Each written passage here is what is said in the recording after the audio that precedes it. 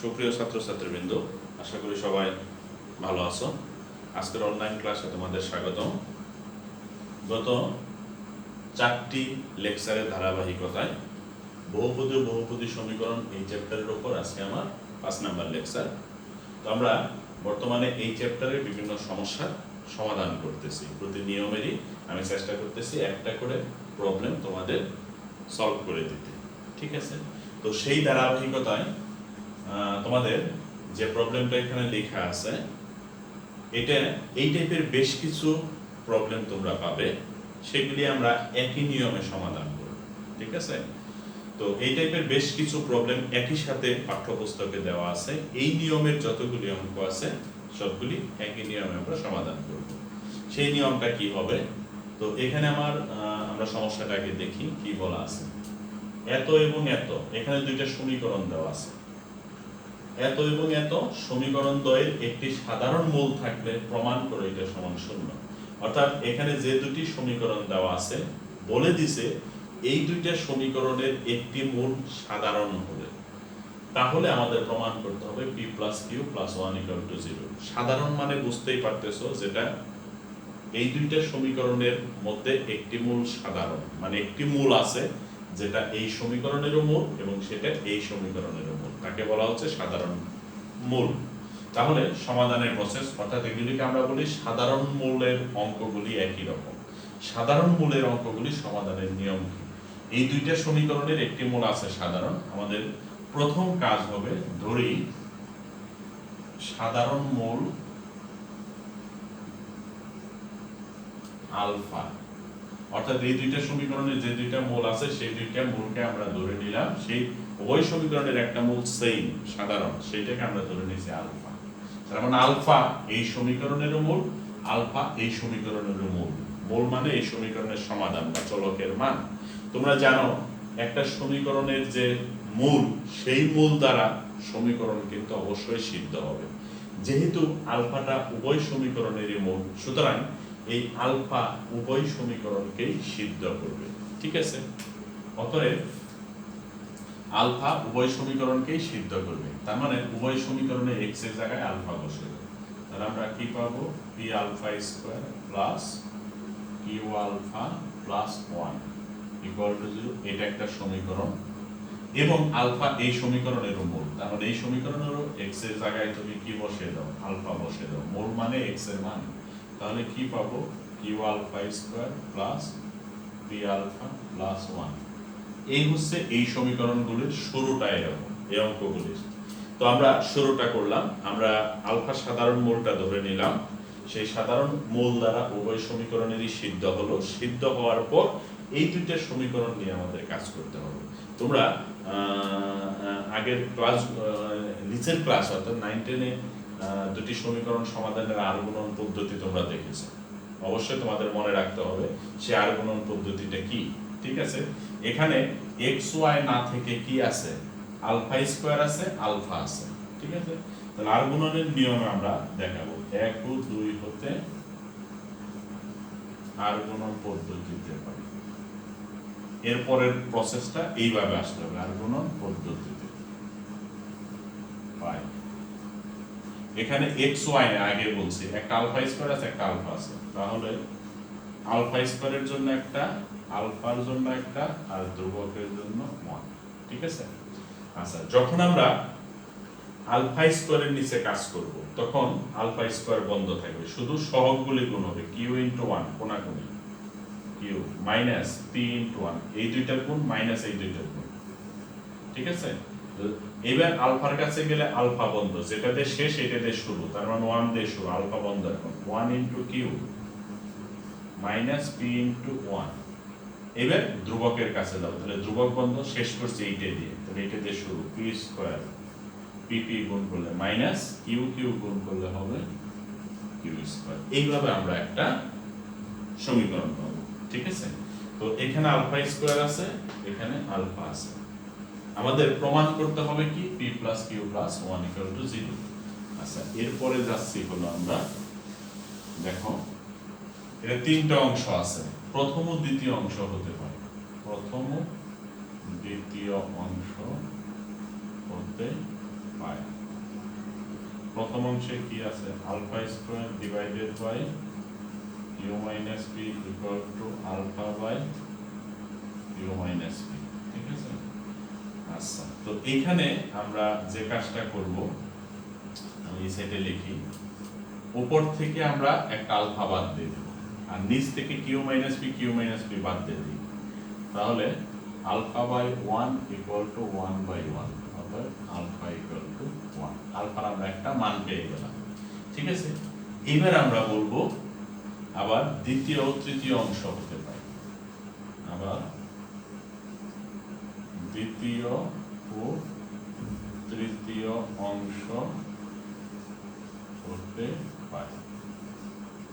ঠিক আছে। দ্বিতীয় ও তৃতীয় অংশে তোমরা খেয়াল করে দেখো কি আছে, আলফার মানটা এখানে আমরা এনে বসিয়ে দেবো, যেটা আমরা 1 পেয়েছি।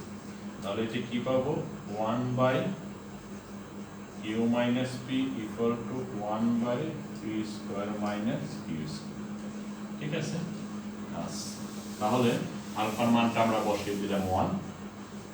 এবার 1 by q minus p equal to 1 by p plus q into p minus q. এখানে যদি আমি মাইনাস কমন নেই তাহলে মিল পাচ্ছি, p minus q equal to 1 by p plus q into p minus q. উভয় পক্ষ থেকে পি মাইনাস কিউ বাদ, তাহলে থাকতেছে minus 1 equal to 1 by p plus q. এখান থেকে আমরা দেখিয়ে দিতে পারি p plus q plus 1 equal two 0। ঠিক আছে। এই হলো আমার প্রমাণ। তাহলে সাধারণ মূলের যতগুলি অঙ্ক আছে আমাদের এইভাবে আসতে হবে, সাধারণ মূলটা ধরে নিতে হবে, সাধারণ মূল উভয় সমীকরণকে সিদ্ধ করবে, তারপরে আর গুণন পদ্ধতিতে আসতে হবে। তিনটা অংশ পাবে, প্রথম ও দ্বিতীয় অংশ থেকে একটা পাবে, আবার দ্বিতীয় ও তৃতীয় অংশ থেকে আরেকটা পাবে। ঠিক আছে। তাহলে সাধারণ মূলের এই নিয়ম থেকে একটা দেখানো হলো। এবার তোমাদের আরেকটা প্রবলেম আমি দেখাবো। আচ্ছা, পরের প্রবলেমটা হচ্ছে, এটাও একটা নির্দিষ্ট ধরনের প্রবলেম। দেখো লিখে নিচ্ছি, তো x square plus px plus q equal two 0 সমীকরণের মূলদ্বয়ের পার্থক্য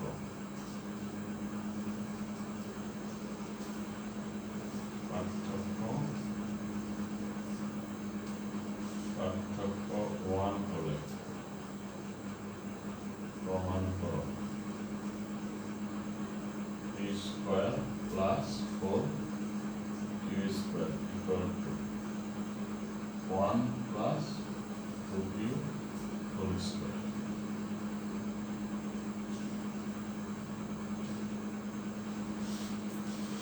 এটা হচ্ছে আরেকটা প্রবলেম, যে x square plus px plus q এই সমীকরণের মূলদ্বয়ের পার্থক্য 1 হলে দেখাও যে p square plus 4q square equal to 1। তো এই সমাধানের ক্ষেত্রে তোমাদের প্রদত্ত সমীকরণের মূল সম্পর্কে যা বলা হয়েছে সেই অনুযায়ী শুরু করতে হবে। আমাদের বলে দিয়েছে প্রদত্ত সমীকরণের মূলদ্বয়ের পার্থক্য 1, অর্থাৎ যে দুইটা মূল আছে একটার সাথে আরেকটার পার্থক্য হচ্ছে 1। ঠিক আছে। আমরা একাধিকভাবে এটা করতে পারি। ঠিক আছে। যেমন ধরি সমীকরণটি মূলদ্বয় আলফা ও বিটা।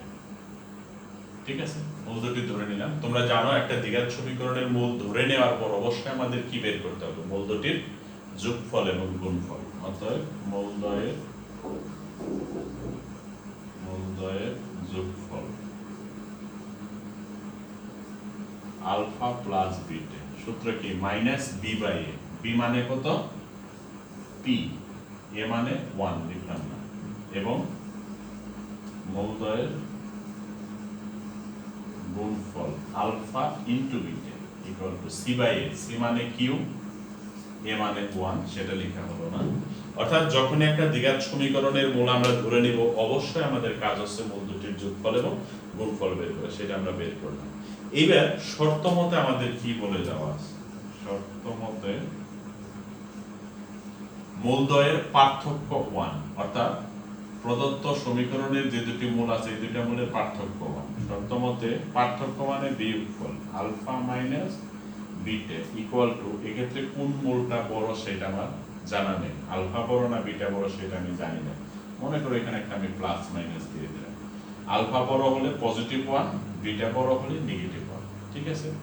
এইখানে এখন তোমার alpha plus beta, alpha into beta এই মান দুটো ব্যবহার করতে হবে। কিন্তু আমরা কি সরাসরি পারতেছি না, আলফা মাইনাস বিটার মান আমরা জানি না, তখন আমাদের উভয় পক্ষে স্কোয়ার করে ফেলা, স্কোয়ার করলে প্লাস মাইনাস আর থাকতেছে না। তো এখন এমন সূত্র দিতে হবে যাতে এই মান দুটো ব্যবহার করতে পারে। কোনো সিদ্ধান্ত দাও, alpha plus beta whole square minus 4ab equal to 1, ঠিক আছে।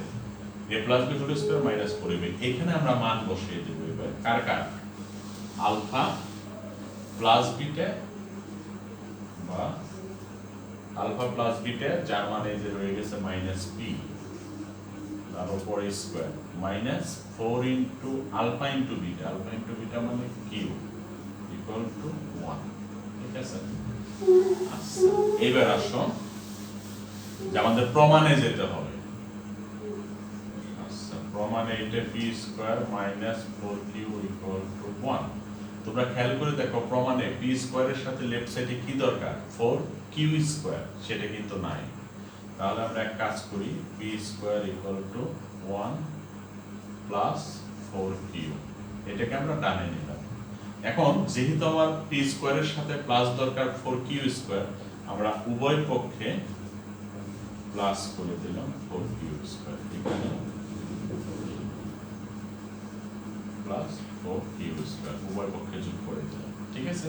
4q স্কয়ার দরকার, 4q স্কয়ার দরকার, যোগ করে দিলাম বা p square plus 4q square. তোমরা খেয়াল করে দেখো এটাকে a স্কয়ার এটাকে b স্কয়ার বানালে আমরা 2ab সাজালে এটাকে বলতে পারি 1 প্লাস 2q হোল স্কয়ার, ঠিক আছে। এটাই কিন্তু আমাদের প্রমাণে যাওয়া হয়েছে। এখানে মূলদ্বয়ের পার্থক্য 1 বলছে, 1 না বলে 2 বলতে পারে, 3 বলতে পারে, মূলদ্বয়ের পার্থক্য অনেক সময় বলে r বলে, যে কোনো কিছু বলতে পারে। এই সমস্ত ক্ষেত্রে আমরা মূল দুটি ধরে নিব, ধরে মূল দুটির অবশ্যই যোগফল গুণফল বের করব, সেই যোগফল এবং গুণফলের মানগুলি আমরা পরে ব্যবহার করব। তারপর শর্ত মতে যেটা বলা দরকার বলবো, যেমন এখানে মূলদ্বয়ের পার্থক্য 1 ছিল মানে বিয়োগফল, সেক্ষেত্রে আমরা alpha minus beta equal to plus minus 1 বলেছিলাম। মূলদ্বয়ের পার্থক্য r হলে alpha minus beta equal to আমরা r বলবো, ঠিক আছে।